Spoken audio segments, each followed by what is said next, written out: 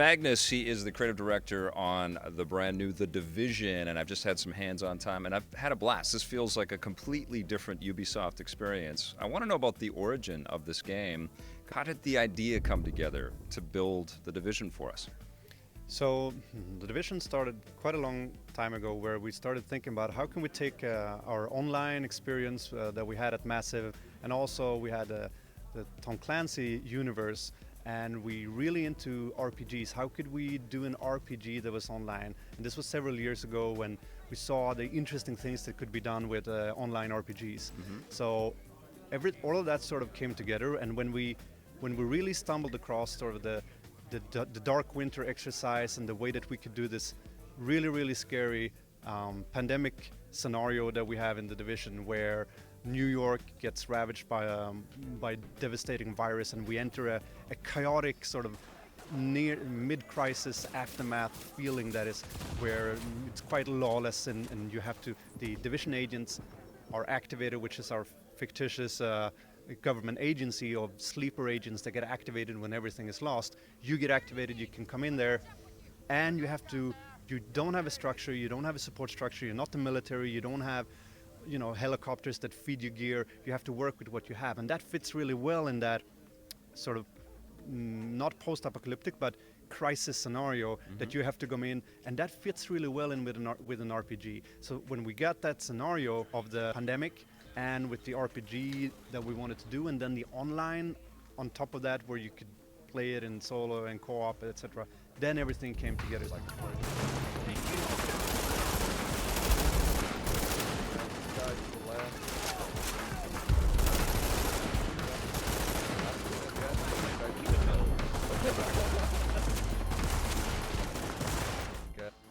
at its heart, the three pillars for the game were open world, online, RPG, and that's really the focus that we wanted to have. Gameplay-wise, it was this challenge of creating within the Tom Clancy universe something that was completely open world, completely seamless between single player, cooperative play, and potentially PvP play in the Dark Zone. And because it's a Tom Clancy game also, we wanted to ground it in reality, so that the spark that set it off was, okay, what if there was a chemical attack on American soil? Whatever universe we're working in and whatever world we have, we make sure that we make it real, we flesh it out, we have so much research into it. So all of the expertise that we brought in from the outside consultants on virology, consultants from disaster organizations, all of sort of academia, and researching into what would New York look like if something like this happened. The map is a super accurate depiction of New York, right? Yeah. But also with this new layer of what does the disaster add to it. And for that to feel, the new layer to feel as real as the New York that you can just go and photograph, if that didn't work, it would feel fake. But now it gels, and it feels really realistic and immersive. All of those things blended together to give us, this great setting of New York City at Christmas time, with society crumbling before us, and you tasked as a Division agent having to take back control and take back the streets of New York. And the RPG elements are absolutely the beating heart of the experience. When we first saw The Division unveiled, it kind of looked like you guys were trying to have a fusion of The Walking Dead and a Tom Clancy Ghost Recon type of experience. Has it been iterated on quite a bit since then? Because there did seem to be this kind of fantasy element when we first got our first glimpses of what this concept was going to be, but now it does feel a lot more tactical. It feels a lot more grounded, especially when you get into the playing field and you're running around on the streets of New York. So we're always improving things. Yes. We're tweaking things constantly, and will be continue to do so after we release. We'll be updating it and tweaking it based on what we see in the alpha and the beta, and even after release. So grounded in reality is really one of the Tom Clancy pillars. Yep. Anybody can do a zombie game, and the incredible thing about this setting is that we have a lot of things that you'd have in a zombie apocalypse, but with it being plausible and a clear and present danger that could strike, it I think makes it even that more enticing. Yeah. You guys revealed this game quite early.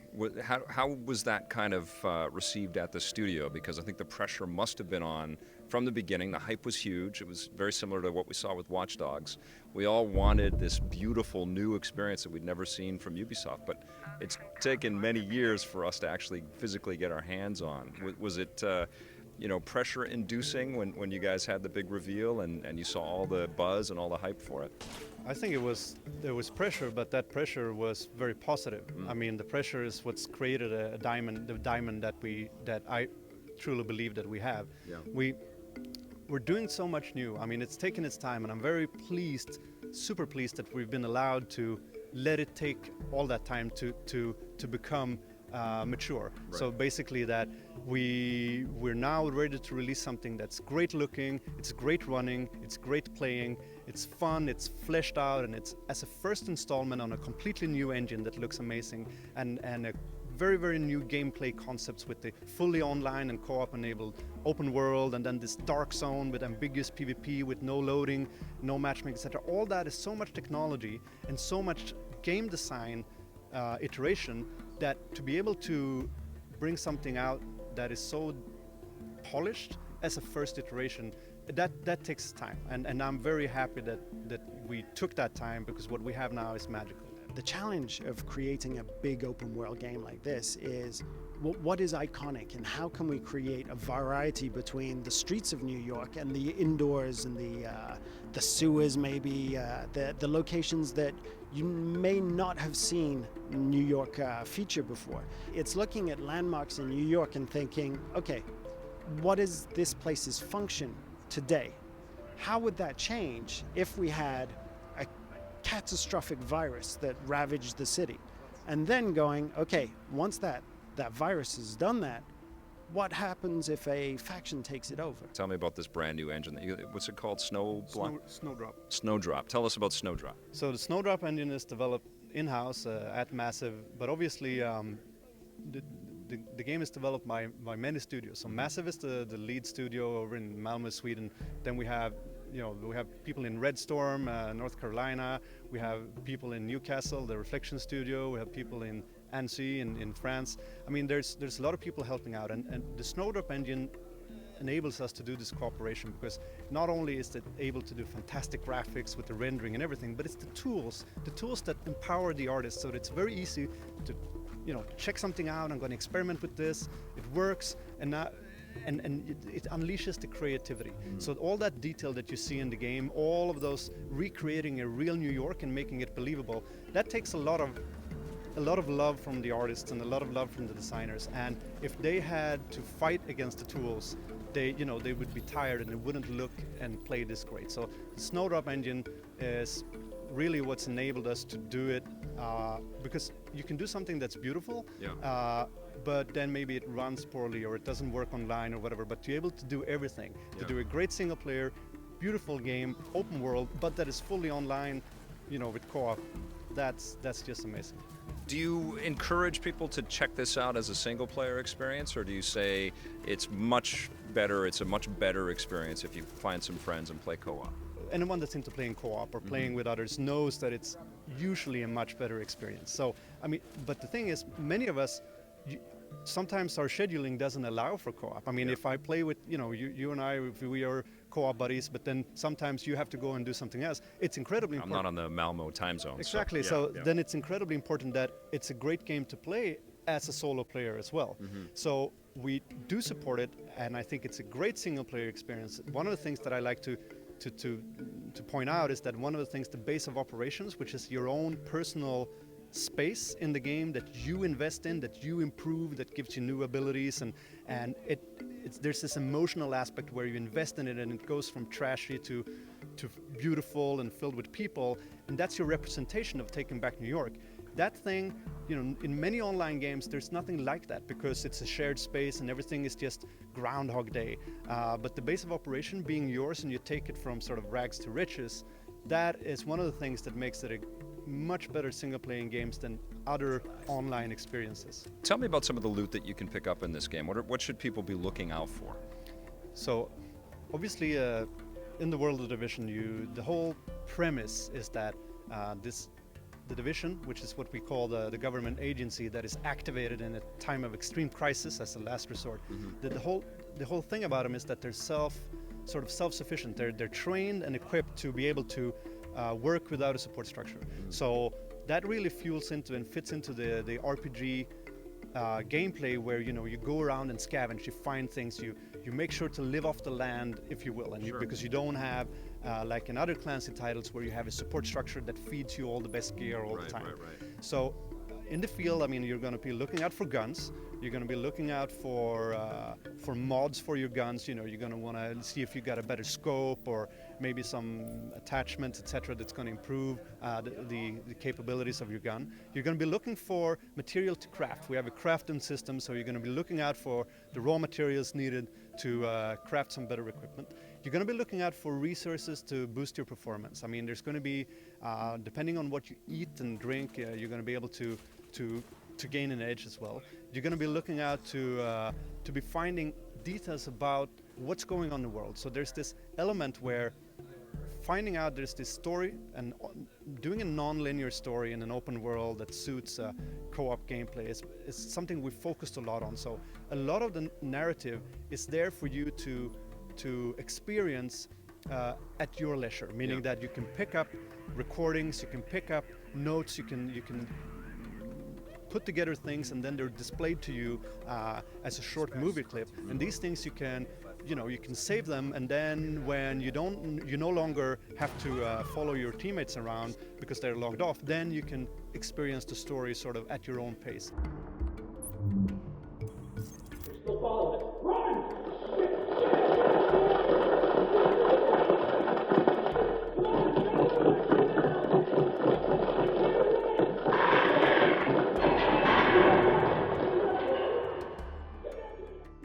Doing a great open world game is about distracting you from what you really set out to do. Sure. So you're on your way to this main mission that you've gotten. It's about, this is going to progress the story, and you're on your way there. Yeah. And then there's this, wait, over here, there's something here, something that needs doing, and I'm going to get maybe you can see what the reward is, so you're going to be sort of distracted into doing that. So we have side missions, we have roaming enemies that are going to create some really crazy stuff where you're engaging a group of enemies, and then suddenly you get shot from behind because this roaming group of enemies, because that's the beauty of an open world, is that they walk the streets of New York and things happen as you're doing it. It's not very predictable in the open world, and you're going to get distracted and sometimes sidelined.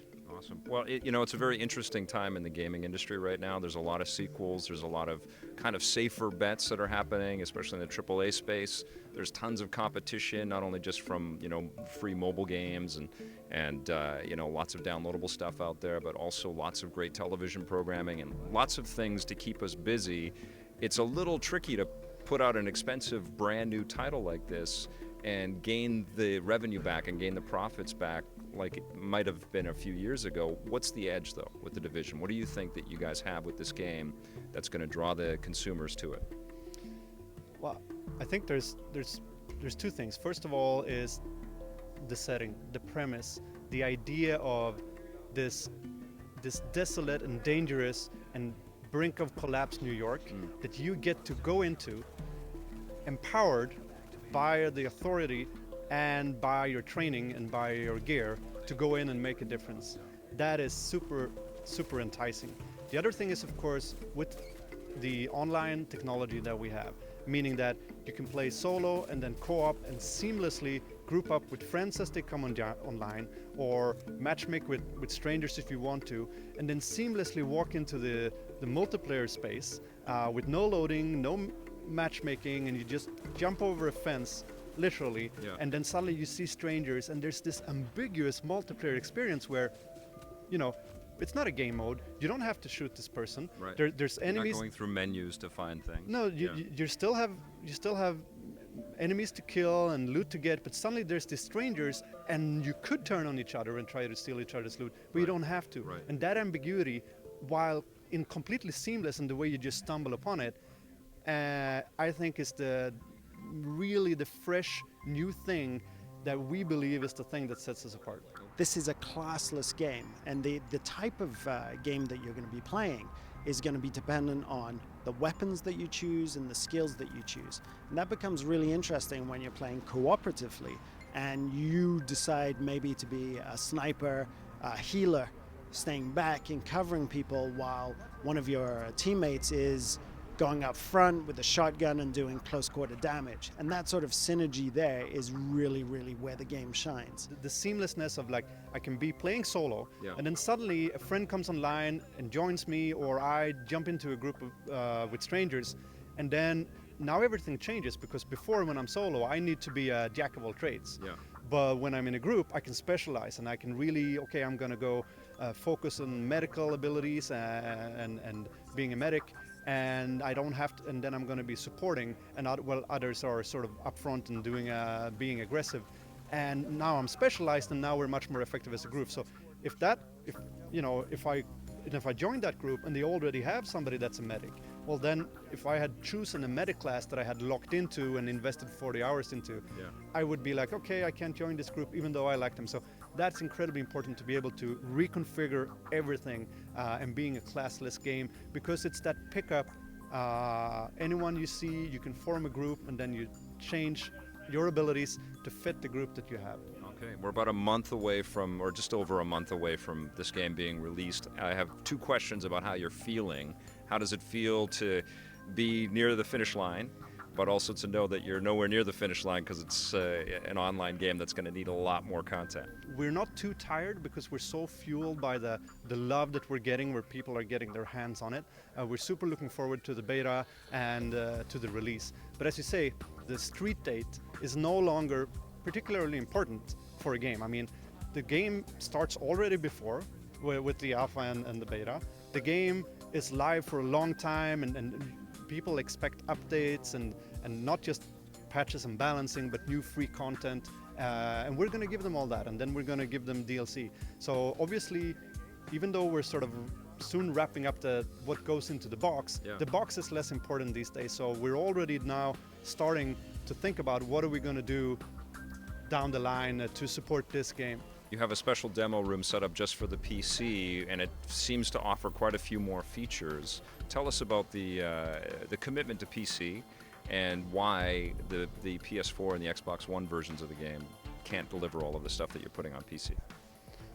Well, the thing is that with the Snowdrop engine and what we're doing is that we're able to get the max out of any platform. So the PC is a super diverse platform. There's so many configurations and so many things that you can have. You can have, can have 2 monitors, for instance, or 3 monitors. So getting the most out of every platform means that, well, then we have to support 3 monitors on the PC, and then we have to support, bigger rendering settings, and we have to support unlocked frame rate, and we have to support multiple GPUs, because that's the thing that platform has. And to us, it's a sense of, it's a matter of pride, and to be able to support everyone when they invest money and they buy our game, that we allow them to make the most out of their hardware. We are utilizing every tiny little cycle of all of the platforms to its maximum. That's a sense of pride about not wasting people's hardware. Awesome. Well, I get to play it a little bit more, and I'm looking forward to that, and I can't wait to get this at home and sink many hours into it. Thank you, Magnus. Thank you.